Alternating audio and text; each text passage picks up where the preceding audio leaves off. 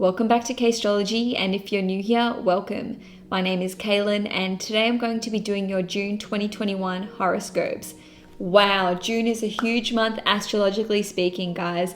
We've got a new moon solar eclipse in Gemini, followed closely by the astrological event of the year, and that is the Saturn in Aquarius retro square Uranus in Taurus transit. And to top it off, we've got Mercury retrograde for the first 3 weeks of the month. If you didn't catch my May horoscopes, I strongly suggest that you watch the last few minutes of those, because I will discuss the Mercury retrograde transit for your sign at length. I won't be going over it again this month. If you want to skip the rest of this intro, go right ahead. I've got a timestamp in the description box below. But for the rest of you who are sticking around, just a note on which horoscope to watch. Your ascendant horoscope, otherwise known as your rising sign horoscope, will be the most accurate for you overall. By all means, go ahead and watch your sun and moon horoscopes as well. Your sun will pertain more to your career and your long-term goals, whereas your moon horoscope will be more about your home life, your living circumstances, and your emotional world. So without further ado, let's dive straight into the horoscopes. Hi Sagittarius Sun, Moon and Risings. Welcome to your June 2021 horoscope. On the 6th of June, Mars in Cancer in your 8th house will oppose Pluto in Capricorn in your 2nd house. For those of you who are currently in a romantic relationship or in a business partnership of some kind, this can see there being tensions rise and arguments break out surrounding topics like your mutual resources, how much money you're spending, and also if you're in a relationship, a romantic relationship, this transit can see you arguing with your significant other about your children, if you have children, or you may be arguing about whether or not to start a family. And also, Mars rules your 5th house and your 12th house, which obviously indicates children and romance.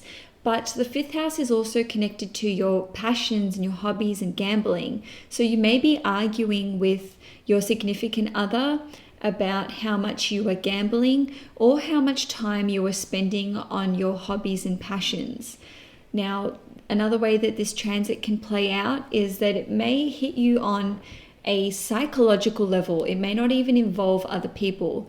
So the 2nd house is all about your financial security, whereas your 8th house is all about your emotional security. So deep-seated subconscious issues, which are represented by Pluto and Mars ruling your 12th house, may bubble up for you at this time, and you may become painfully aware of how these deep-seated psychological issues are actually affecting your flow of abundance and your self-confidence as represented by the 5th house. This transit will basically shed light upon where these feelings are stemming from, and also if you are single, these issues or these insecurities about how much you earn and your emotional security and your self-worth being tied up with your earning capabilities could actually be blocking your ability to attract a romantic partner or affecting your romantic life in general. And this could also be keeping you up at night and disrupting your sleep, because Mars and Pluto once again rule the 12th house, and the 12th house is connected to getting a good night's sleep, essentially. So you will need to reconcile this inner tension or this outer tension if it's between you and another person. On the 10th of June, we will have a new moon solar eclipse at 19 degrees in Gemini. This is occurring in your 7th house of partnerships and relationships, and this solar eclipse will actually be in a very tight conjunction with Mercury, and also Mercury will be retrograde at the time of this eclipse. All of this will be squaring Neptune in your 4th house, and Sagittarians will be very much affected by this eclipse because it is on the 1st and 7th house axes of self and partnership. So I'll go through a few different ways this solar eclipse can manifest for you. Just bear in mind, Sagittarius, that this is a general reading, so take what resonates and leave what doesn't.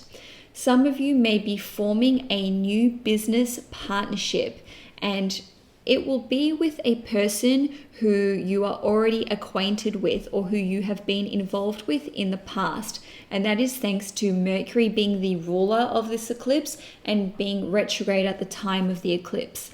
So it may be someone that you are friends with. It could be someone from your hometown as represented by the sign Gemini, or it could simply be someone who you went to school with.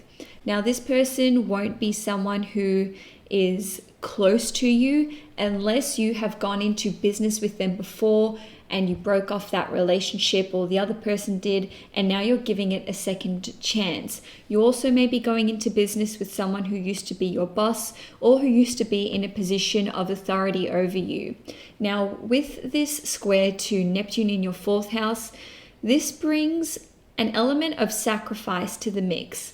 New moons, and especially new moon solar eclipses, always indicate a new chapter starting in your life. And because it is an eclipse, it will be a powerful new beginning, and it will be a lot more impactful than your regular new moon. So this sacrifice, as indicated by the square to Neptune, can see you potentially needing to relocate your current business, or you may have to move from where you are currently living to accommodate this new partnership. Now, some of you may actually be starting a new long-term romantic relationship. And again, this will be with someone who you already know, whether that's someone that you are friends with, an acquaintance, someone you went to school with. It could actually be someone who used to be your boss, or someone who was in a position of authority over you.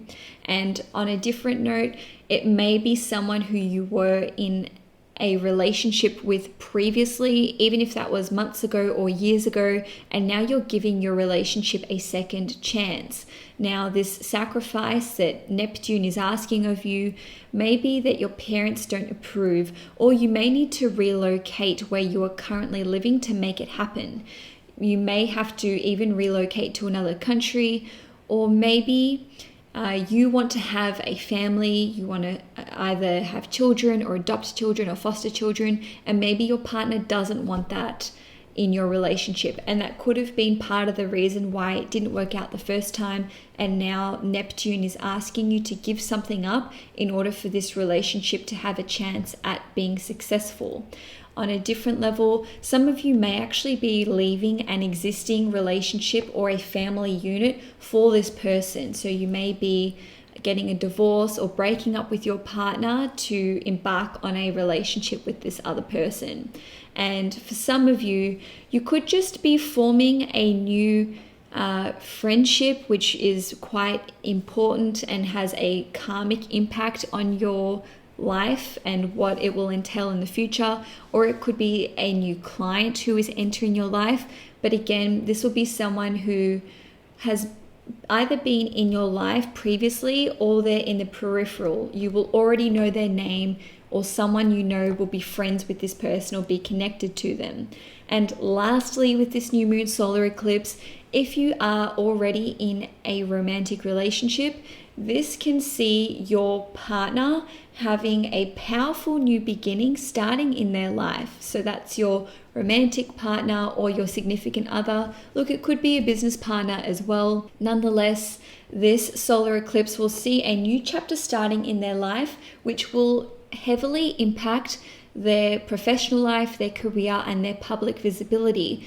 And the reason that I say that is because in your astrological birth chart, your 7th house is your partner's 1st house, which means that the square to Neptune is actually affecting their 10th house of career and public visibility. If that's too confusing, don't worry about it. All I'm trying to say is that your partner may need to sacrifice their career. They may need to walk away from it. They may need to let go of their social status or their position in society in order to pursue this new chapter that's starting in their life. Now, on the 11th of June, we will see Mars entering the sign of Leo, which will be in your 9th house. This is a great time for you guys, Sagittarius, because Mars is obviously a fiery planet and it likes being in the sign of Leo, and Mars does well in your 9th house because you're able to put energy and effort towards mastering some kind of higher level of education. Maybe you will be starting a master's program or starting a course at university. You'll be able to put energy into either becoming a teacher, whether that's studying to become a teacher or teaching others in some way. Something that this transit can indicate is that you may experience disagreements with your teacher or some kind of life coach or mentor, or maybe even your father or a father figure. Also with Mars in your 9th house, you'll be putting a lot of time and effort into travel. Now, you may not be able to travel currently wherever you are in the world, but this can see you doing a lot of research into putting together some kind of itinerary or a jam-packed travel trip. Now, for some of you may be working really hard at getting something published or looking at your import and export business, whether you have your own business, you're starting your own business, or maybe you already work in this industry. This can be a very, very busy time for you, but it can also be a very rewarding time for you where you really stretch your knowledge surrounding these topics. Now, on the 15th of June, we will see the biggest astrological event for the whole of 2021 take place, and that is the Saturn in Aquarius square to Uranus in Taurus. Saturn will be retrograde in the sign of Aquarius in your 3rd house, and the square to Uranus in Taurus will be in your 6th house, and this is going to take place at 13 degrees. The first time that this transit took place was in mid-February earlier this year, and the third and final time that this will take place will be the 23rd/the 24th of December, depending where you live in the world. Fixed sign squares, fixed signs being Aquarius and Taurus, require us to work harder to maintain something or to invest in something further. But Saturn being retrograde in this particular transit means that we will have to change our strategy, pivot, or basically incorporate some kind of big change into our lives in order to maintain something further or invest in something. So I'm going to go through a number of different ways that this will play out for you. You may be working in a team and it may require you to implement some kind of new technology or some kind of new complicated system into your everyday working life.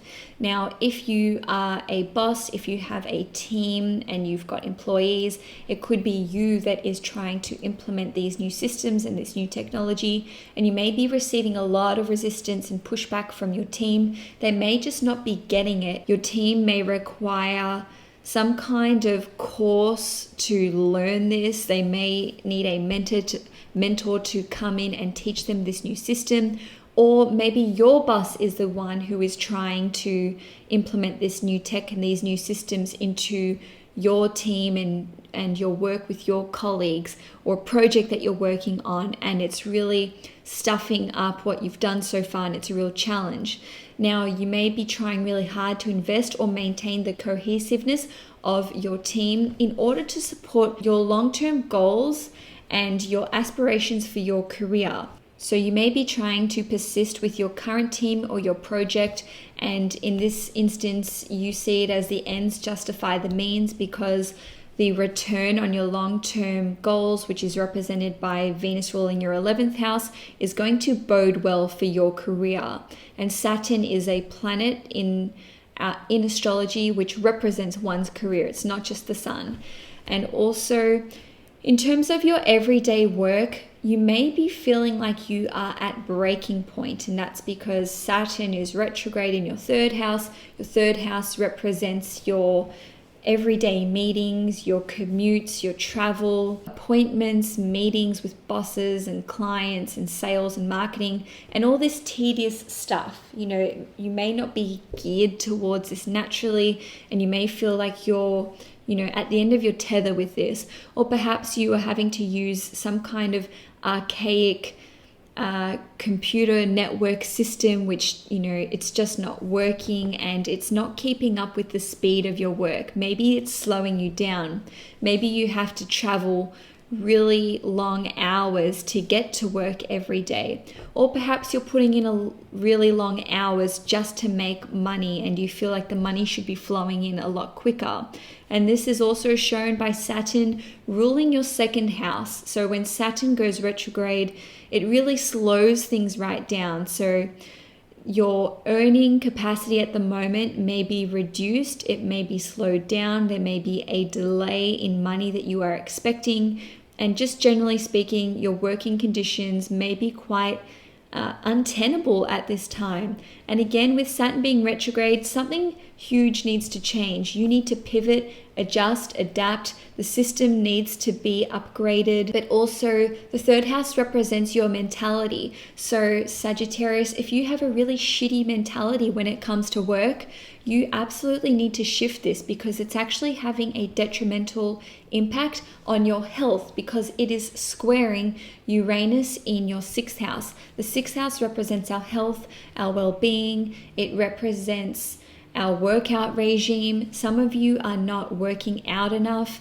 and also, these long projects, these long hours that you're putting into projects at work are having a negative impact on your health, but you may not be able to see it yet. Now, on a more positive note, on the 21st of June, your ruling planet Jupiter will station retrograde in the sign of Pisces, and this will be in your fourth house.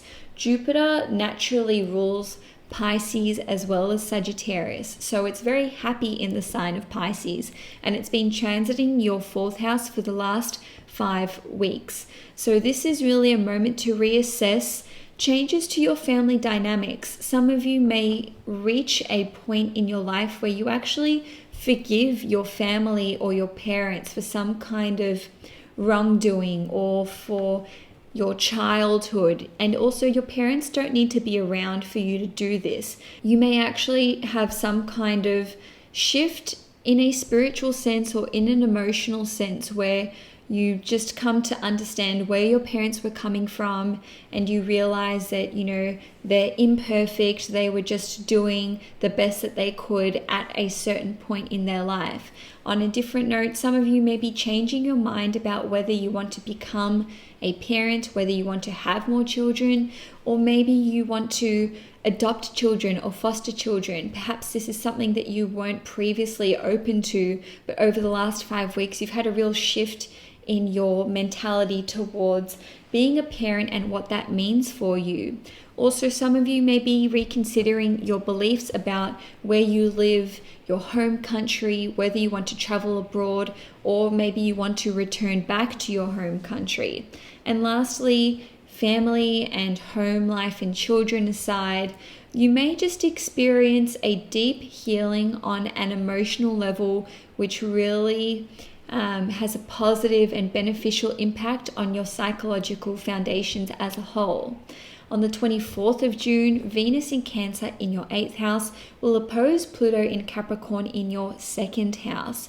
Venus rules your 6th house, which is all about your daily work environment, your boss and anyone that you employ. And it also rules your 11th house, which is about your long-term goals, aspirations, and your friends. While Pluto rules your 12th house, which represents wealth, mutual resources, and foreign countries and creativity. With this particular transit, you may need to achieve some level of compromise with a boss, an employee, a friend, or a business connection.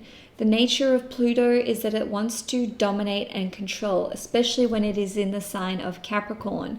So this compromise may see you fighting some kind of uphill battle where it's just not easy or things seem quite unfair.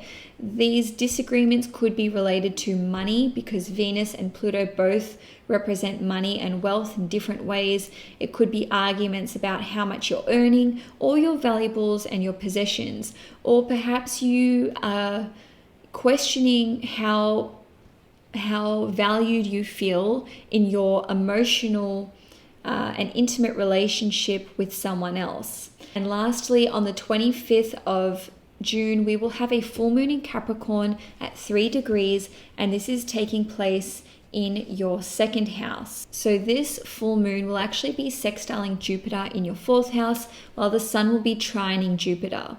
So something will reach a culmination point. It will be the end of a chapter, or the completion of something in some way. Now, because it's in your second house, you may actually receive a lump sum of money, or you could achieve a new stream of financial income. Now, it could actually be related to sales or marketing or your online business, because Saturn is currently in your third house, and the third house represents all of those things. You could receive money for selling a vehicle as well. And also some of you may procure a valuable or a possession or even a family heirloom. And that's because of this sextile to Jupiter in your fourth house. The fourth house represents family and our roots and our ancestry.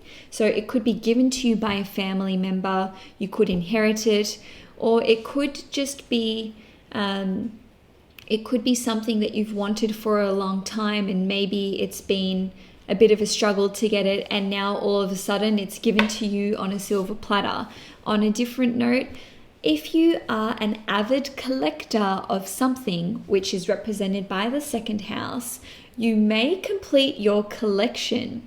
Now, it could be something pertaining to your childhood because of this sextile to Jupiter in the fourth house, or it could be something which is connected to your home country or your roots. Maybe you collect something which has some kind of cultural meaning to you, and now you have the full set of something. And so Sagittarius, that's all I have for you for June 2021. If you enjoyed this horoscope, please give it a thumbs up. If you'd like to see more content from me at CAISTROLOGY, please subscribe to my channel. Enjoy June 2021, and I will see you guys next month.